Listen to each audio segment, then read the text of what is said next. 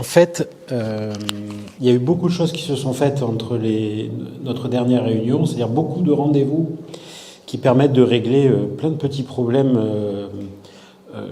qui ne dépendent pas de la construction en elle-même, mais qui sont connexes à Plus belle ma ville. Par exemple, comment on gère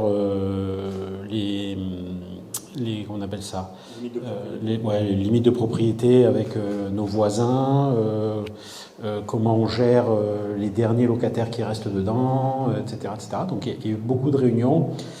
La réunion importante, ce sera, je pense, le mois prochain.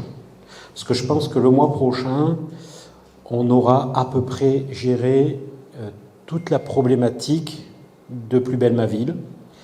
Et je pense que je devrais vous annoncer définitivement que au premier trimestre 2024, on aura un immeuble en pleine propriété, complètement curé, toiture refaite, plancher, enfin tout ce qui est structure neuve. On sera sorti de l'arrêté de péril, on aura relogé tous les locataires, on les aura tous enlevés de l'hôtel pour les reloger dans des appartements dignes de ce nom, etc., en attendant une relocalisation. On aura géré avec la mairie des problèmes. Nous, vous savez que cet hôtel, il était un peu... Cet hôtel, c'est pas un hôtel, mais bon, certains ont cru que c'était un hôtel à l'intérieur, mais ceci dit, quelques anecdotes, oui, ça on vous racontera en off, mais sinon, cet immeuble...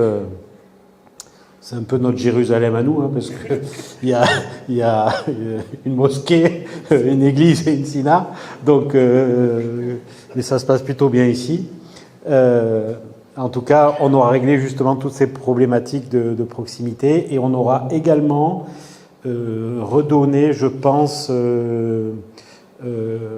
toute sa quintessence à l'îlot qui se situe entre notre immeuble, c'est-à-dire la rue Tapis-Vert et la rue Tubano, en fait, puisqu'on a tout le cœur d'îlot, etc. Donc, en fait, on aura un immeuble quasi prêt au second œuvre, on va dire. Voilà.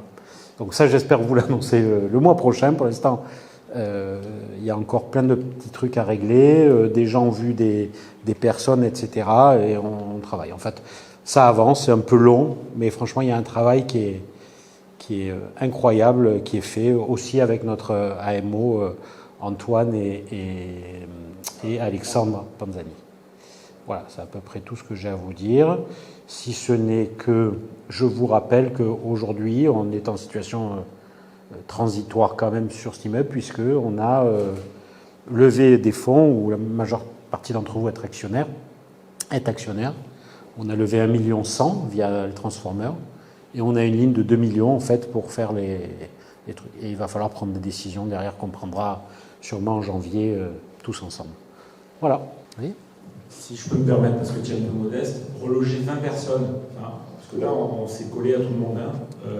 Le timing, puisqu'il y a des opérateurs publics qui font ça en ce moment, reloger 20 personnes, régler le problème de limite de propriété, repasser les permis avec les contraintes de l'ABF, etc., etc. On aura fait ça à peu près en 18 mois. Aujourd'hui, il y a une structure publique qui fait ça. Ils auront fait le premier, on fait 28-29 logements, je pense au contrôle de la structure de l'État avec 25 permanents, un budget de 250 millions, ils auront sorti au bout de 6 ans 30 lots.